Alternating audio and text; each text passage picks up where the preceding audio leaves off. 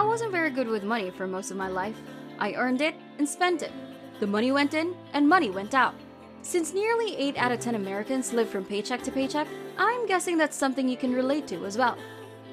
Feeling extremely overwhelmed by the complex nature of personal finances is hard. And it isn't made any easier with all of the various investing, savings, and money management systems out there.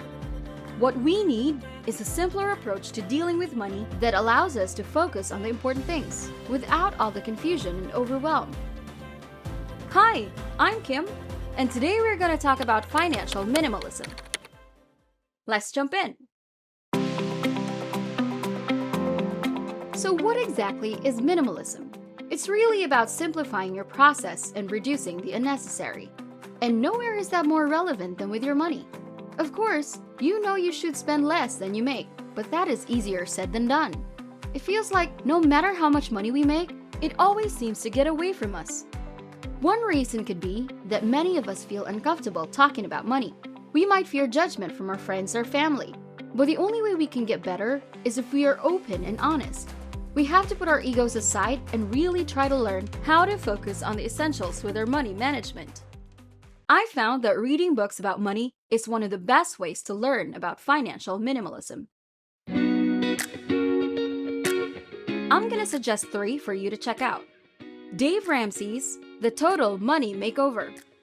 I Will Teach You to Be Rich by Ramit Sethi, and The 7 Habits of Highly Effective People by Stephen Covey. Each of these books are great motivation and provide valuable insights for getting your finances on track. The next thing you should be careful of is lifestyle creep.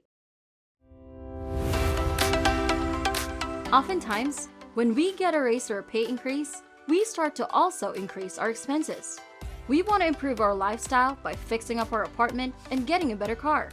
But instead, why not need your current, perfectly comfortable lifestyle and put that money to better use? Let's be honest, if we avoid lifestyle creep, we'll be able to live a lot better and have a lot more security in 5 to 10 years. Yep, we buy a lot of crap. The truth is, most advertising is designed to make us feel like our lives are lacking in something. We convince ourselves that we deserve these things, even if we don't actually need them. We say, I worked hard, I deserve this purse, or these shoes, or this watch. But the truth is, what you really deserve is to be debt-free. You don't deserve to live paycheck to paycheck. Social media also puts pressure on us. Trying to keep up with the Joneses is a real thing. And if we don't curate and pay attention to our news feeds and social media feeds, it can be easy to get caught up in this financial spiral. But here's the thing. Rich people are rich because they make smart choices, not because they spend a lot of money. It is important not to confuse one for the other. It's easy to distract yourselves with shiny objects. Let's take YouTube as an example. If you want to start a YouTube channel, it can be easy to think you need to get the right camera, or the right microphone, or some other gadget or gimbal or accessory. But the core of being good on YouTube has nothing to do with those. It is about providing good, quality, and useful content for your audience. The core skill of YouTube is producing good content, but you can do that with a webcam or a cheap cell phone camera. Everything else is just frosting on the cake. In the same way, we should focus on the core essentials of our finances. What do you really need to buy to enhance your life and relationships? It probably isn't some fancy gadget or a trip to Paris. By focusing on the essentials, we are living the life of a minimalist. We are prioritizing the important things over the unnecessary things. When I graduated, I had to give up a few things to make ends meet. I moved in with my parents and lived in their basement for 2 years. I didn't go out much and spend extra money.